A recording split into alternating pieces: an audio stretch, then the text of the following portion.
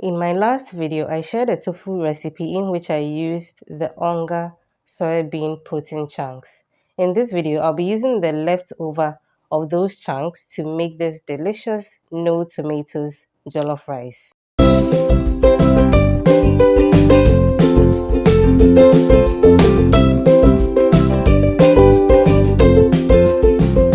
So in my saucepan, I'll be heating up some oil, and then on the side, I'll go ahead and blend some beetroot, habanero pepper, onions, ginger, and garlic. In my heated oil, I'll add some chopped onions. My family doesn't like to see the onions in their stew or soup or jollof rice, whatever, a lot, so I don't put too much, okay?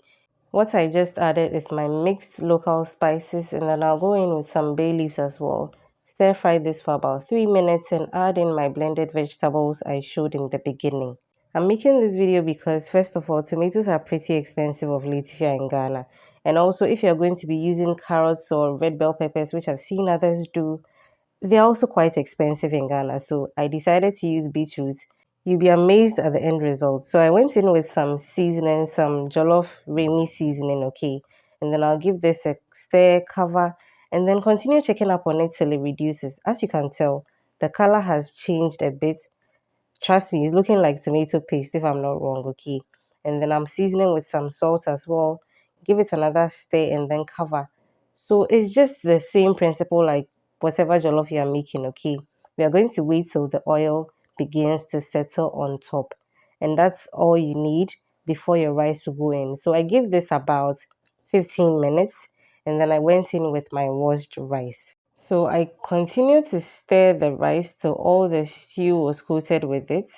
And then what I did was to go ahead and toast the rice for about 5 to 7 minutes. So I went in maybe about 4 times without adding water yet because I wanted it to be single grain. So like as you can see, I'm mixing it first, but then I'm going to cover and then get back to it as time goes on.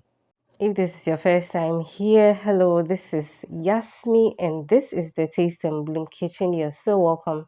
Please consider subscribing and joining this amazing family. And if you're a returning subscriber, thank you so much for always coming back to watch me. But most importantly, please don't forget to give me a like on this video. Leave a comment down below once you're done watching. And let's keep the family growing by sharing the video when you are done watching. So at this point, I'm satisfied with how much toasted my rice has been, okay? So I'm going to go in with some hot water. So at this stage, I always say, know thy rice. Just gauge the amount of water you know your rice can take. We don't want the rice to be almost at the end, okay? So the hot water just makes it cook faster, okay? Then I add in that.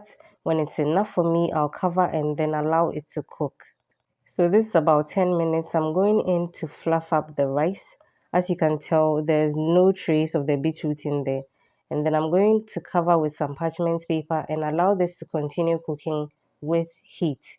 Now look at the color. It's coming out gradually. Take your time, be patient with it, and trust me, you're not going to taste the beetroot, okay? As you can see, I've gone in with my leftover tofu, which is my onga soybean protein chunks. I'm going to give this a mix and then also go in with some vegetables. Today I'm using just carrots and green bell peppers. Then I turned off the heat and allowed the residual heat to finish cooking this, okay? Now beetroot jollof or no tomatoes jollof is ready. It's also tofu jollof. You can use any protein of your choice, of course, but this was a banger. Thank you for watching and I hope to see you in my next video. Till then, keep blooming.